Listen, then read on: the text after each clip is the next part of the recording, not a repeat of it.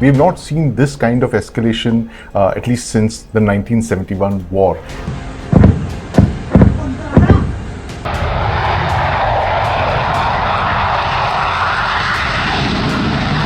Not only created a hole in Pakistan's air defense network, but it's also created a hole in their, in their military budget.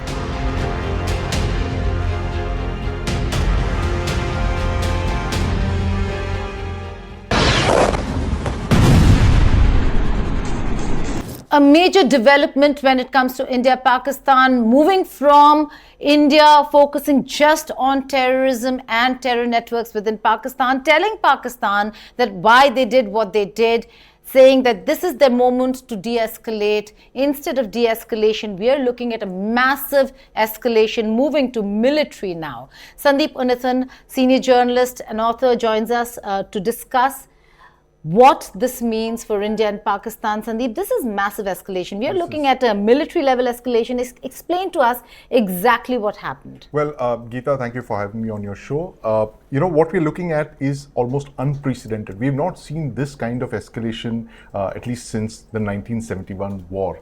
This is a strike, a counter-strike, a counter-strike, and a strike after that. So we are, Okay, you'll have to break that down for my viewers. So we have India striking first with Operation Sindoor, which was a very deliberately calibrated operation which targeted only the terror infrastructure inside Pakistan. And in fact, Foreign Secretary Vikram Misri's statement yesterday was very explicit in the fact that they did not target any military infrastructure, they did not target any civilians, they only targeted terror camps, terror infrastructure. And they had said that this was non-escalatory, meaning that Pakistan could now take the way out and de-escalate. But Pakistan chose to go in exactly the opposite direction. Last night they launched a massive attack on Indian air bases 1600 kilometers apart, from Jammu and Kashmir all the way down to Gujarat. 4 states where sensitive Indian Air Force bases are located were targeted with a mixture of air-to-ground munitions and drones. And these were beaten back. The statement says they were beaten back by India's air defense networks. It was beaten back by India's anti-drone UAS counter-drone system networks that have just been put into place. And retaliatory strike was launched by India this morning in broad daylight, Geeta. In broad daylight, India struck at the heart of Pakistan again. Lahore. Rawalpindi, Lahore and Rawalpindi. This is messaging of a very high level, Geeta. They have targeted Rawalpindi, which has never been struck. Yes. Again, not since 1971.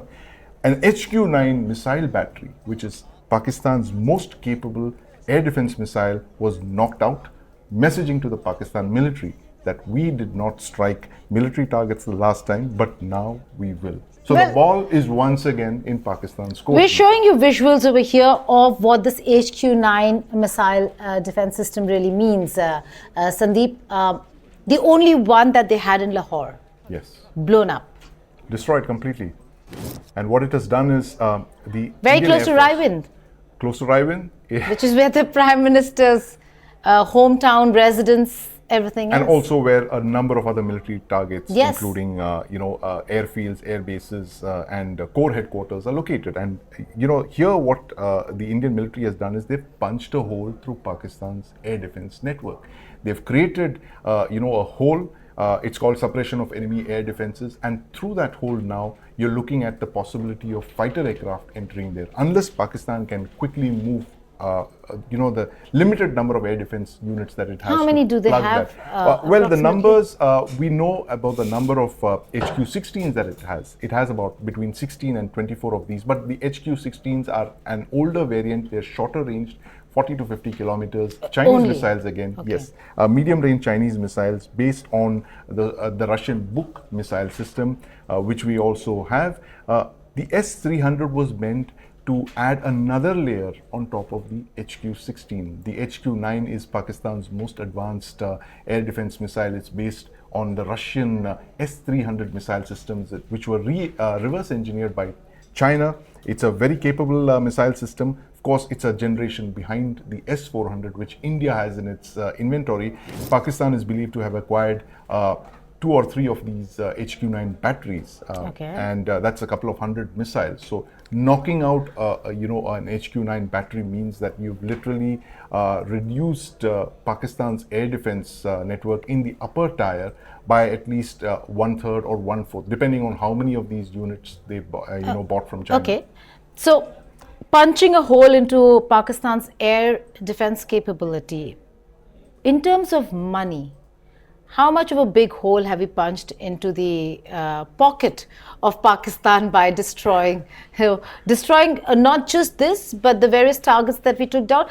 How much? And how much would an HQ-9 really cost? An HQ-9 is a top-of-the-line Chinese air defense system, Geeta. It would cost upwards of $100 million. A battery, a system. These are very, very expensive missiles, and once it's hit, it's destroyed.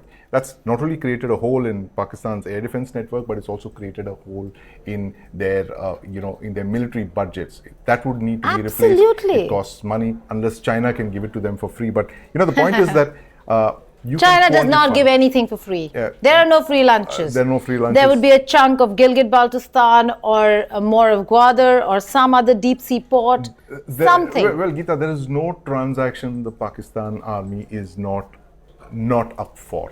Everything is transactional for them. They will sell their land, they will sell their people, they will do whatever it takes to acquire systems, to acquire capabilities, if it means, getting some kind of parity with India. And now in this, like you asked me the cost of this weapon system, a couple of $100 million for sure, but the cost to Pakistan's standing, the damage to the Pakistan military, that is inestimable. The fact that you have gone in and struck with kamikaze drones, Israeli kamikaze drones, into the heart of Rawalpindi, into Lahore, into Sialkot, in all of these places, once again, Pakistan's Punjab province, the heartland.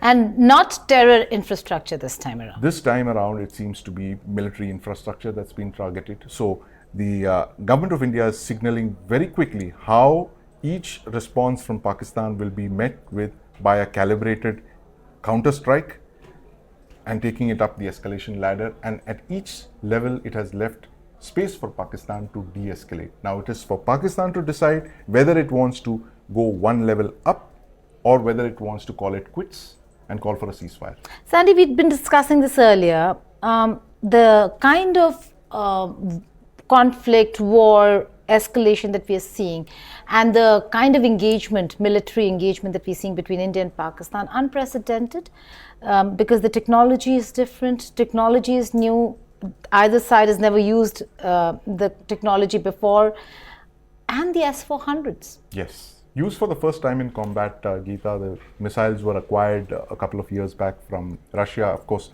we contracted to buy 5 S-400 missile systems. Only 3 have been delivered currently because of the Russia-Ukraine war. 2 more systems likely to be delivered by 2026. And these are extremely capable systems. The S-400 is a capability that India does not exhibit in public. You will never see it, for instance, has in it proven itself? Day parade. Yes, it has, in many ways than one.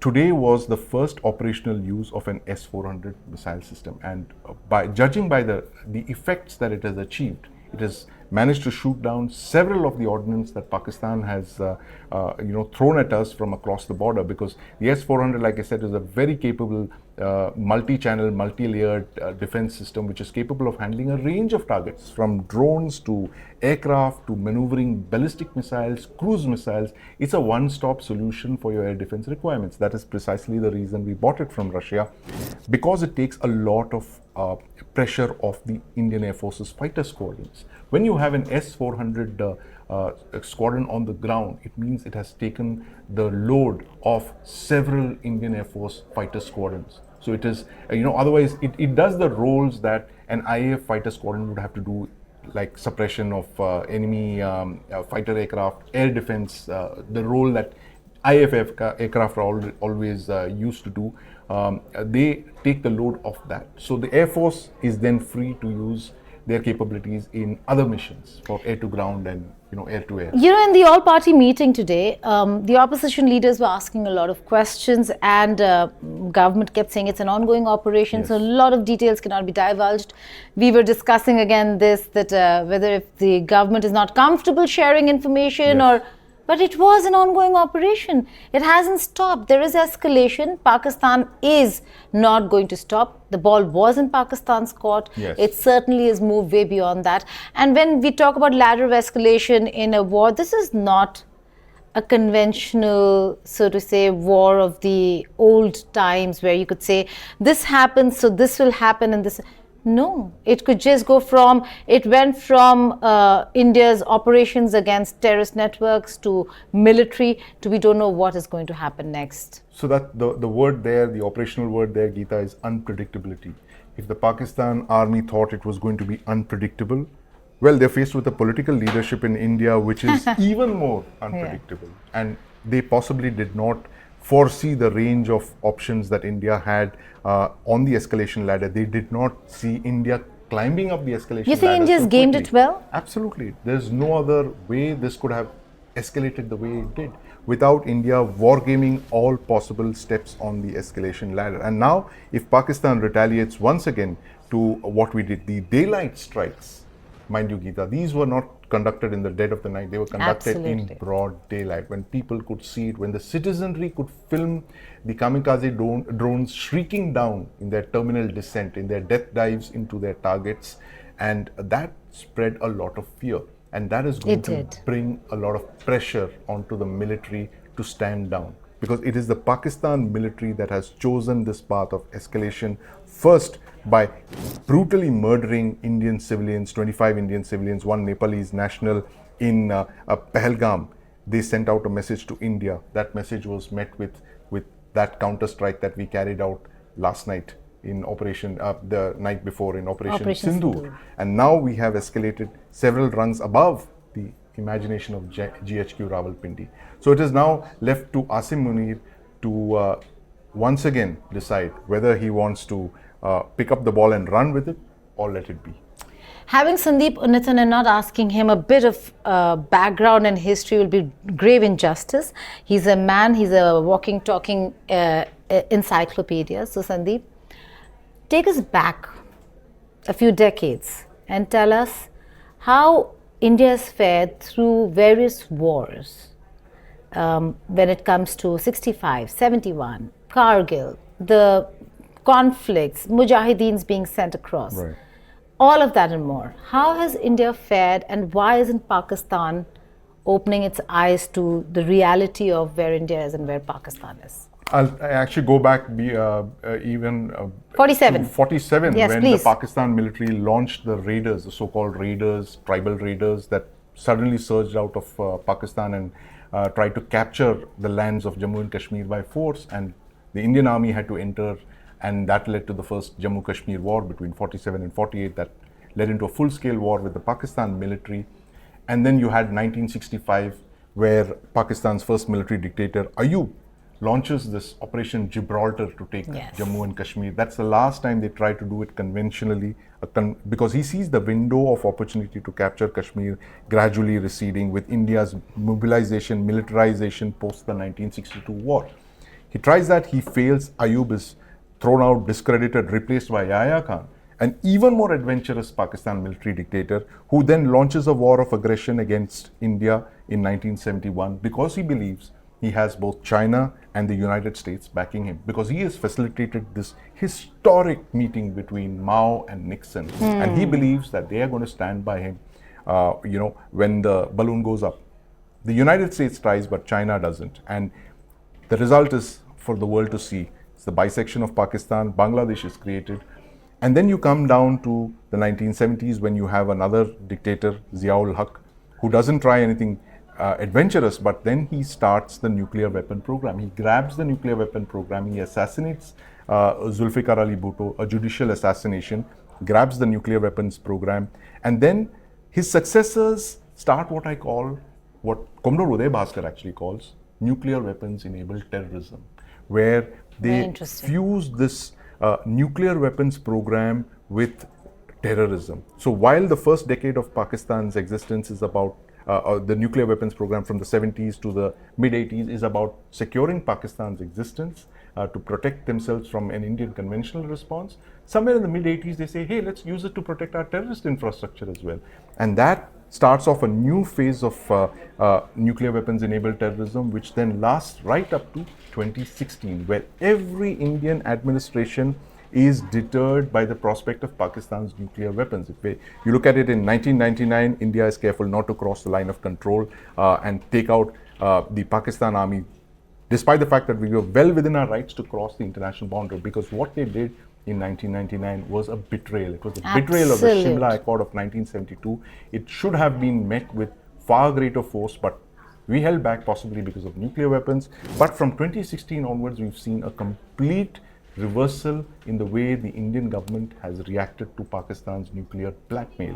2016, you have the Uri strikes, the surgical strikes. 2019, you have Balakot, where once again India launches Air Force jets against a target in mainland Pakistan, a terrorist training camp, one camp, and back to 2025, where in response to the horrific massacre at Pahalgam, India launches 9 attacks across the breadth of Pakistan, from Pakistan-occupied Kashmir right down south to southern Punjab, takes out the headquarters of the Jaish-e-Mohammed and the Lashkar-e-Taiba, which have been leading India for 25 years. So this is a huge, huge red line that's been crossed, Geeta, in 2025. We will talk about 2025, 50 years, 75 years down the line, because I believe that, till the time the Pakistan military is not taught a lesson. Because, all of us simply seem to believe that we are up against terrorism, we are up against the ISIS. So right. We are actually fighting the Pakistan army. Yes. And the Pakistan And that army, is the Pakistan state. It is not the Sharifs. It is not a civilian dispensation. It is the Pakistan army that is not reconciled itself to India, and it cannot stand. It is also not India's reconciled rise to and Bangladesh. It hasn't reconciled to 1971, and its entire aim and objective is to bleed India to somehow achieve parity with India, either through ideology or through nuclear weapons or a combination of both, or terrorist, infrastructure, using all of this. And this entire track record of the Pakistan military from 1947 right down to 2025 suggests, you talk about an army with a country, as one of those French philosophers said about the Prussian military, where he said that it was, our countries have armies, but Prussia is an army with a country. Yes. The Pakistan army not only controls the country, it controls everything. It controls 15% of Pakistan's land. It has millions of acres of land. It is what. And let's not go down to the personal wealth of each general. Yes, it is. They think it is their fiefdom. It's a conglomerate. It is a massive crime syndicate. It's a mafia organization. It's a syndicate. It's just holding the people of Pakistan to Putting ransom. it very aptly, the Pak Army Syndicate. Yes. That's what it is. That's what it is. And not learnt its lessons, but India, like you said, in the year 2025 has taught Pakistan lessons that we did not many decades ago. We should have, but did not. Thinking that there were some rules and norms countries had to follow, but in a world where we are seeing conflicts everywhere, where every international rule and norm is being thrown out or being questioned, India has responded to what India suffered for decades and has done very little about, or had done very little about. But today, like you said, Sandeep, 2025 will be remembered and talked about and be written about in history when it comes to India-Pakistan conflict. Will it resolve issues between India and Pakistan? I don't think so. Are we going to write off the Pakistani army? We don't know about that yet. It is for Pakistan to decide. But thank you so much, Sandeep, for joining us here on India Today. Thanks for having me, Geeta.